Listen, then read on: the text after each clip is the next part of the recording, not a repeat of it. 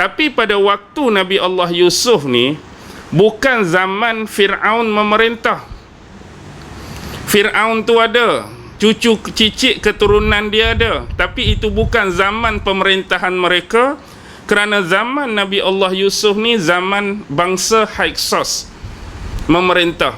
Jadi di sini Bani Israel dapat banyak keistimewaan. Walaupun mereka asal kaum pendatang, mereka ada pekerjaan yang baik, mereka ada tanah, mereka ada rumah, mereka ada kebun, mereka ada tanah. Jadi bila salah seorang pahlawan Mesir, iaitu Ahmos ni memberontak balik, seolah-olah keturunan daripada Fir'aun dulu tu, dah lama mereka diperintah oleh bangsa Hyksos ni, mereka nak memberontak balik. Lalu mereka dapat balik pemerintahan Mesir, lalu naiklah takhta Fir'aun untuk dinasti seterusnya. Jadi pada masa tu, kembalilah semula pemerintahan Fir'aun. Masa Fir'aun memerintah balik tu, tak ada lah, teruklah Bani Israel kenanya. Tak ada lah keistimewaan seperti zaman-zaman sebelum tu. Jadi pemerintahan pada masa tu adalah Fir'aun tertentu dah. Ada Fir'aun Seti 1, Seti 2, Fir'aun Ramses 2, Ramses 1, banyak lah. Termasuk sampailah ke zaman Nabi Allah Musa. Sebab tu dulu ada satu kontroversi lah. Ada satu kontroversi yang mana ditemui apa? Ditemui banyaknya bentuk-bentuk tulisan Mesir yang kita panggil tulisan purba atau kuno ni, yang disebut sebagai hieroglif. Jadi hieroglif ni dia guna simbol-simbol tertentu. Macam simbol ni memaknakan apa, lambang apa. Yang ni memerlukan ilmu yang kita panggil Egyptologi untuk fahami ataupun dekod di sebalik logo-logo tadi. Sebab tu satu ketika tu ditemui gambar macam helikopter kan. Gambar macam helikopter, gambar macam kapal selam, gambar apa lagi? Gambar macam-macam, seolah-olah orang tengok, ilmu orang dulu ni dah ada bentuk helikopter. Macam di tulisan tu, lukisan tu helikopter, kapal selam, lebih kurang macam tu lah. Jadi banyaklah geng-geng ni dikut jadi macam-macam. Yang sebenar apa berlaku? Kalau kita baca sejarah yang sebenar, itu disebut sebagai helikopter Abydos. Apa maksud helikopter Abydos? Abydos tu bukan apa. Abydos tu nama satu tempat dia, nama kuil tu Abydos. Biasanya dalam piramid tu tak ada benda-benda tu. Hieroglifis tu tak ada dalam piramid. Biasa benda tu ditulis di kuil-kuil. Di kuil-kuil untuk memperingati. Jadi di kuil tu nama Abydos. Tempat dibina kuil tu nama Abydos. Abydos ni dibina pada zaman pemerintahan Fir'aun Seti 1. Fir'aun Seti 1. Jadi pada zaman tersebut, Fir'aun ni guna huruf-huruf hieroglif ni nak cerita. Dia nak cerita apa? Nak cerita pada zaman pemerintahan dia tu apa yang dia dah buat. Macam pemimpin sekarang lah. Bila bertukar pemerintahan, kalau boleh orang nak kenal zaman pemerintahan dia tu, dia buat apa? Contoh kita kata, kalau kita ni dilantik jadi pemimpin, hak sebelum ni buat bangunan ni, hak sebelum ni buat projek ni. Masa aku memerintah pun aku nak suruh rakyat kenang aku buat apa zaman aku tu. Jadi dia ceritalah di situ, dia buat ni, dia buat ni, dia buat ni, dia buat ni, dengan huruf-huruf tadi. Ni zaman Seti 1. Tapi bila mari anak dia Ramses 1, mari Ramses 1 ni, dia nak cerita jugalah sama macam bapak dia. Tetapi bila dia nak cerita ni, dah banyak dah tulisan tu, hampir dipenuhi dalam tu. Dia suruh orang buat, ni lebih kurang saya cerita, dia suruh orang buat pasal kelebihan dia. Dia ambil plate tu, dia tampal atas tulisan hak bapak dia tulis. Contoh dalam ni ada penuh dah. Pemimpin dulu duk tulis, aku buat ni, aku buat ni. Bila saya naik, tak ada tempat dah aku nak tulis ni. Semua dia tulis ni. Lagu mana ni? Saya suruh orang lain tulis di satu plate lain, ambil plate tu, tampal, tindan atas sebelum tu. Jadi bila benda tu tindan, lama-lama berlaku hakisan, dia jadi pertindanan. Benda tu keluarlah benda yang kata macam helikopter. Sebenarnya bukan helikopter pun. Jadi tulisan hak sebelum tu campur hak tampal tu, jadi terhakis-terhakis, nampak macam helikopter. Tu yang disebut helikopter Abydos. Bukan kata helikopter betul. Helikopter tu sebab macam helikopter, Abydos tu nama kuil di satu tempat, nama Abydos tu. Tak ada apa-apa pun. Jadi kita takut ni jadi silap pemahaman. Okey, kalau kita lah ni tak apa banyak tempat lagi nak buat tak? Kalau orang buat situ nak cerita pasal dia, kita pergi bina tempat lain. Banyak lagi tempat. Okey. Pendek cerita ringkas tu, mari zaman kezaliman Fir'aun. Dan satu ketika Fir'aun ni bermimpi. Bila Fir'aun bermimpi, Fir'aun mimpi jadi lagu mana? Dia mimpi, dia nampak suasana tu bola api keluar daripada bumi Baitul Maqdis. Bola api keluar daripada bumi Baitul Maqdis. Baitul Maqdis tu duduk di mana? Palestin lah. Dan bola api ni terbang melayang sampai ke negeri dia, negeri Mesir. Jauh daripada bola api tu terbang sampai ke negeri Mesir.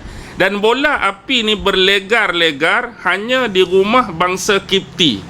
Maksudnya dia masuk dalam rumah bangsa Kipti, jumpa rumah bangsa Kipti, dia masuk. Tapi api ni tak sentuh pun rumah orang-orang Bani Israel. Jadi bila sedar, Fir'aun ni terkejutlah dengan mimpi dia. Jadi dia panggil lah segala mak nenek, ahli nujum dia, ahli sihir dia, nak tanya takwil dan takbir. Aku mimpi macam ni, apa alamat dia? Jadi ahli-ahli nujum ni, di samping dengan utusan dia yang dia trace macam mana, dia suruh utusan dia ni menyamar, masuk jadi orang biasa di kalangan Bani Israel, ambil korek cerita-cerita yang ada daripada kalangan Bani Israel. Mesti mereka simpan satu benda. Jadi contoh bila menyamak ni, mereka dapat tahu di kalangan Bani Israel ni seolah-olah mereka sedang menunggu seorang penyelamat. Satu ketika mereka yakin di kalangan mereka akan lahir seorang penyelamat yang akan mengeluarkan mereka daripada kezaliman Fir'aun ni. Tapi tak tahu bila lah. Tapi mereka duk tunggu penyelamat tu. Jadi digabung dengan informasi daripada Bani Israel yang mereka dapat dengan takwil mimpi Fir'aun tadi. Ahli nujum tu kata apa? Sesungguhnya satu masa akan lahir seorang budak lelaki, yang mana budak lelaki ni akan menghancurkan kerajaan tuanku. Dengar lagu tu lain, baralah Fir'aun kan. Jadi apa keputusan yang dibuat? Keputusan yang dibuat, setiap anak lelaki yang bakal lahir daripada wanita-wanita Bani Israel, kita kena bunuh. Kalau anak perempuan, biarlah dia hidup. Tapi bila kata nak bunuh tu, ada yang menentang. Berani pula mereka lawan Fir'aun. Bukan nak menentang Fir'aun, tapi mereka nak bagi pandangan. Dia kata lagu manalah sekiranya setiap anak lelaki daripada Bani Israel ni bila lahir, kita bunuh. Lahir bunuh, lahir bunuh. Lani ni yang duk kerja dengan kita, hak jadi kuli, hak jadi orang bawahan, hak jadi buruh kasar, semua Bani Israel. Kita zalimi mereka, kita tindah mereka. Lani pun umur mereka duk main 30, 40. Satu masa umur mereka ni akan jadi berapa? Jadi 50, jadi 60. Nak jadi buruh kasak, nak angkat batu besar 50, 60, tak larat dah. Hak duk ada ni akan jadi makin tua. Tiba-tiba hak baru nak hidup, kita duk kutip bunuh. Lagi siapa nak jadi pekerja tu? Boleh faham tak maksud dia tu? Kita lah ni duk tindah tak? Kita duk tindah. Kita mari satu tempat, kita tindah bangsa tu.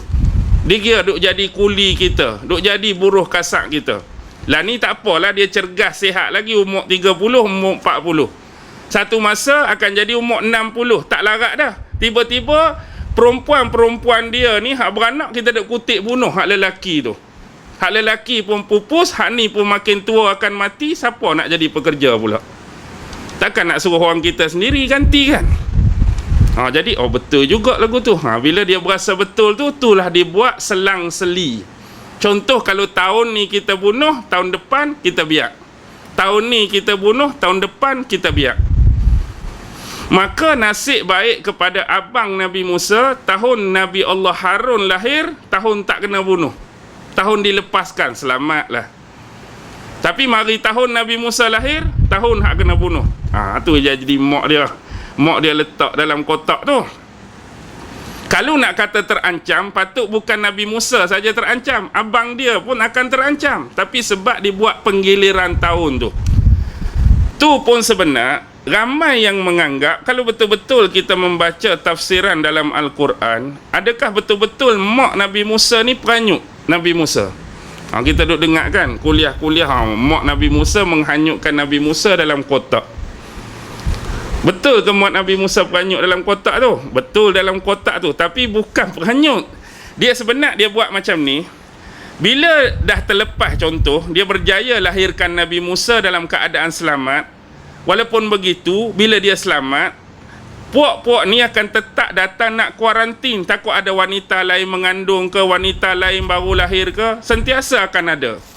Jadi mak dia ni sengaja buat kotak. Dia letak kotak ni di tebing sungai, tapi di hujung kotak tu dia ikat dengan tali. Satu tali pada kotak, satu tali ni pada dia.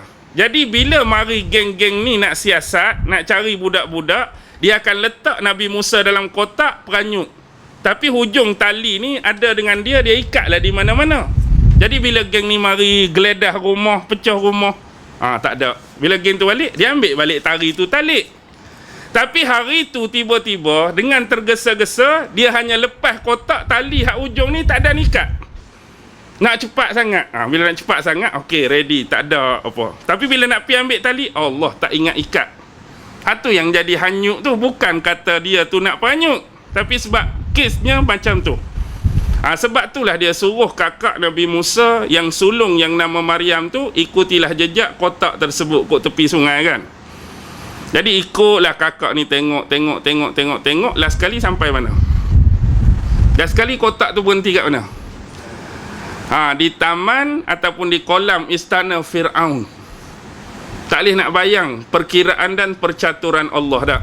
Tempat yang paling kalau boleh dalam kepala, dalam otak seorang mak, tempat tu lah paling jangan sekali kotak tu singgah. Tapi Allah nak letak situlah tempat dia nak singgah. Nak suruh Nabi Musa ni dijaga oleh Fir'aun sendiri, membesar dalam istana Fir'aun. Nabi Musa diberi makan dan minum oleh makanan dalam istana Fir'aun, minuman dalam istana Fir'aun, belajar dalam istana Fir'aun, dibesarkan dalam istana Fir'aun. Dan kalau boleh harap-harap, kalau kotak hanyut macam tu, kita mengharap singgah di mana? Singgah di mana? Kalau kita kena kat anak kita, kalaulah singgah di depan pintu nursery mana-mana ke, okey juga kan. Depan pintu rumah anak yatim kau, selamat sikit. Ni tempat hak kita, kalau boleh jangan tempat ni. Allah, tempat tu lah dia nak singgah. Itulah percaturan Allah.